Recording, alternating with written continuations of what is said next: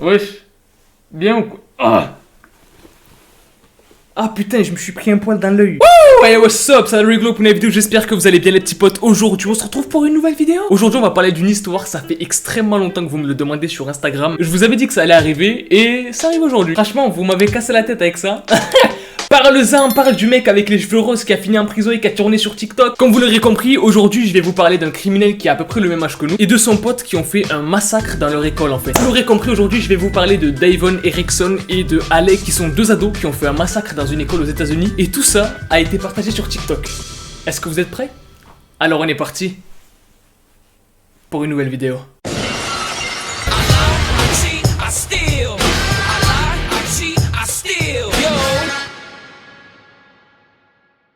Davon Erickson a 18 ans, il est né en 2001 et au début c'était un lycéen sans trop de problèmes même s'il était assez bizarre en fait. Pas bizarre dans le sens physique ou quoi, non, rien à voir, bizarre dans le sens où quelquefois il aimait bien faire des blagues. Et des blagues assez bizarres du genre imaginez un jour je vous tue tous. Il y a mieux comme blague quand même. Et bref, il aimait beaucoup la musique, il aimait beaucoup l'art, tout ça. Il avait même choisi une branche, il me semble, pour devenir acteur, ou alors peut-être qu'il était déjà acteur. Et ce mec-là, en fait, il a été accusé pour avoir participé à une fusillade dans son école, au STM School of Highland Ranch. Son autre pote avec qui il a organisé cette fusillade s'appelle Alec McKinney. Il a 16 ans. Pause, on se calme un petit instant. Chose à savoir importante sur Alec, c'est qu'il est transgenre. Et ça va énormément jouer sur ce qui va se passer plus tard dans l'histoire. Et en fait, les deux étaient dans la même école. Ce qui s'est passé, c'est qu'il y a eu 8 blessés dans la section collège, parce que dans cette grande école, ça va de la maternelle jusqu'à la terminale. Donc il y a eu 8 blessés du côté collège de l'école, et même un élève de 18 ans qui s'appelle Kendrick Castillo. Et là, vous allez me dire, oui, mais Adam! Alors attends, je bois un peu. C'est pas un placement de produit. Oui, mais Adam, pourquoi ils ont fait ça en fait? Qu'est-ce qui s'est passé? Pourquoi ils ont fait ça? Quand ils ont fait ça? Comment ils ont fait pour planifier tout ça? On va tout simplement en parler dans cette vidéo. Et avant tout, je pense que c'est important que vous sachiez que Davon et Alec sont allés devant le tribunal le 8 avril 2019. Donc Alec, même s'il est mineur, il devra quand même répondre de ses actes. Et Davon, lui, il a été accusé de 30 à 40 chefs d'accusation, en fait, selon les sources. Avec meurtre au premier degré, tentative de meurtre sur plusieurs personnes. En gros, il est dans la merde. Mais où et quand tout ça s'est passé? Tout s'est passé le 7 mai 2019 vers 14h. Davon et son pote Alec du coup arrivaient à l'école avec des étuis de guitare, donc c'est des espèces de valises où on peut mettre des guitares. Ce qui est logique, non sans blague Adam, j'ai cru qu'on pouvait mettre des tasses dedans.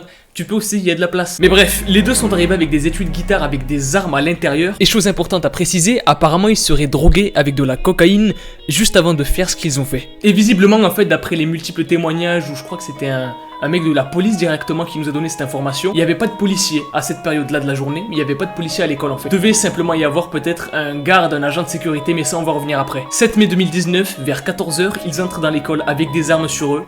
Ils ouvrent leurs étuis de guitare et tirent de partout. Le pire dans cette histoire en fait, c'est qu'à l'intérieur de cet établissement, il y a tout type de classes de la maternelle jusqu'à la terminale. Ça veut dire que dans les blessés ou dans les morts, pouvait y avoir des enfants qui étaient en maternelle quand même. Ça veut dire que il y avait des enfants de maternelle qui pouvaient tuer pendant cette fusillade. Du coup, d'après les témoignages des élèves qui étaient sur place, ce qui s'est passé, c'est que Davon Erickson est arrivé dans une classe, il a dit personne ne bouge, avec une arme dans les mains, hein, et à ce moment-là, en fait, il y a l'un des élèves que je vous ai dit tout à l'heure, donc Kendrick Castillo, qui a essayé de sauter sur lui en fait pour protéger les autres. Malheureusement, il en est mort, il s'est pris une balle, et ça, d'après la police, ça a permis d'éviter une plus grosse catastrophe en fait. C'est-à-dire que ce mec-là, c'est un héros de fou, parce que le fait qu'il se soit sacrifié, ça a permis à deux autres élèves de neutraliser et d'immobiliser Davon Erickson en fait. Autre chose importante à préciser, les armes étaient aux parents de Davon Erickson, qui les avait achetées légalement. Donc une fois que la police est intervenue, ils sont arrivés sur les lieux, c'est-à-dire à l'école, il y avait encore quelques coups de feu, mais après ça finalement, les deux suspects ont réussi à être immobilisés, c'est-à-dire que Alec et Davon ont été immobilisés les deux. Alec, comme je vous l'ai dit, il était du côté un petit peu plus collège de l'établissement, et là-bas en fait, il a été arrêté et neutralisé par un agent de sécurité qui était sur place. C'est pour ça que tout à l'heure,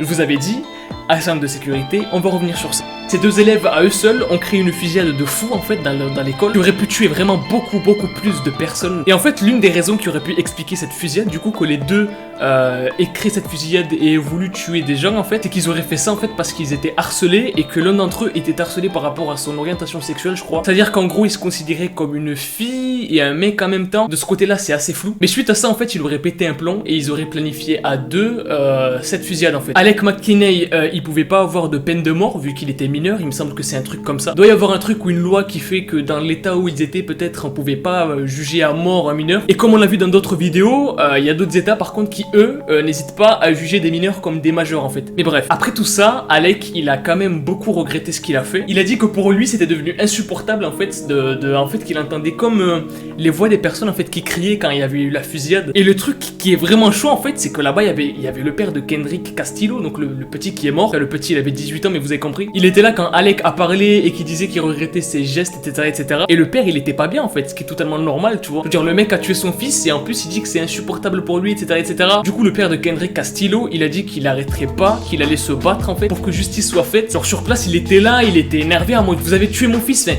tu sais, c'est des vidéos comme on voit qui traînent sur TikTok par exemple, où on voit des parents où il y a des personnes qui ont tué leur fils et qui sont nerveux, qui sont énervés et qu'il y a carrément une intervention de la police sur place pour que la personne se calme en fait. Vraiment très très chaud. Apparemment les deux auraient planifié leur attaque quelques jours ou quelques semaines avant. Et c'est Alec qui apparemment aurait menacé Devon pour qu'il le suive en fait dans ce truc là. Alec a aussi dit que de base il avait deux cibles dans sa tête, donc deux personnes qu'il voulait tuer. Et que c'était deux personnes en fait qui l'avaient vraiment harcelé et avec qui il voulait régler ses comptes en fait. Il voulait vraiment se venger sur eux en fait. C'est vraiment chaud cette histoire. C'est vraiment chaud, mais le pire c'est que c'est pas fini. C'est ça le pire, c'est que c'est pas fini en fait. Le 2 janvier, Devon Erickson a plaidé non coupable pour le meurtre au premier degré, mais du coup son jugement était censé se passer en mai 2020 et il a été décalé en fait à cause du coronavirus. Le 7 février 2020, Alec McKinney a lui par contre plaidé coupable pour tout ce qu'il a fait et lui aussi sa condamnation a été décalée à cause du coronavirus. Au final, Alec a été condamné à la prison à vie avec peut-être une libération conditionnelle au bout d'un certain moment. Selon Reuters, Alec McKinney a été condamné à la prison à vie plus 38 ans supplémentaires pour avoir plaidé coupable du meurtre, tentative de meurtre, complot en février 2020 et comme je vous l'ai dit en tant que mineur, il sera éligible à la libération conditionnelle dans 40 ans. Erickson lui a plaidé non coupable à tout ce qui s'est passé et sera jugé en septembre. Et à l'âge adulte, s'il est reconnu coupable en fait, il pourrait être condamné pour une peine d'emprisonnement à perpétuité sans possibilité d'être libéré.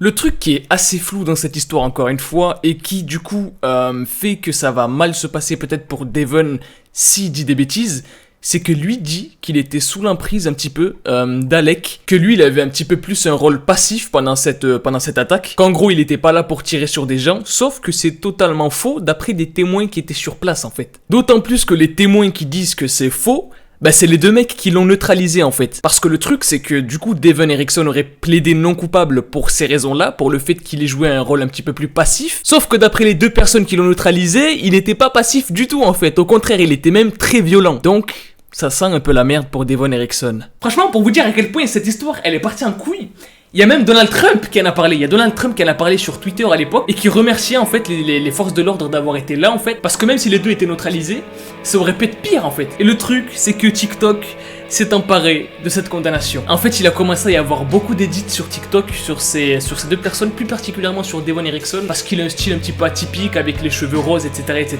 Et il y a beaucoup d'édits qui étaient là avec plein de cœurs, plein de wow, mais il est trop fragile, il peut pas faire de la prison, il est trop truc. Alors que c'est un criminel, tu vois. C'est comme si un cannibale qui est jugé pour cannibalisme. Et qu'il y a un mec qui fait un edit sur lui sur TikTok en mode ouais mais Skinny il avait peut-être faim, on sait pas. Tu vois. C'est pas logique en fait. Très très bizarre encore une fois TikTok. Mais vous dites-moi ce que vous pensez de cette histoire dans les commentaires. Si vous étiez au courant ou pas. N'hésitez pas à me le dire dans les commentaires aussi. Maximum de likes encore une fois, je compte sur vous les petits potes. Franchement vous m'aviez cassé la tête avec cette histoire. Et elle est cool, l'histoire est vraiment cool. Merci de m'avoir cassé la tête. Non. Parce que franchement j'ai vraiment bien aimé cette histoire quoi. Et de l'autre côté il y a TikTok avec plein de vidéos plein de TikTok tout simplement qui gratifient entre parenthèses ce qui s'est passé un petit peu, qui défendent un petit peu le mec. Vraiment très bizarre tout ça, mais je voulais vous en parler. Voilà, si vous avez kiffé comme je vous l'ai dit, maximum de pouces bleus.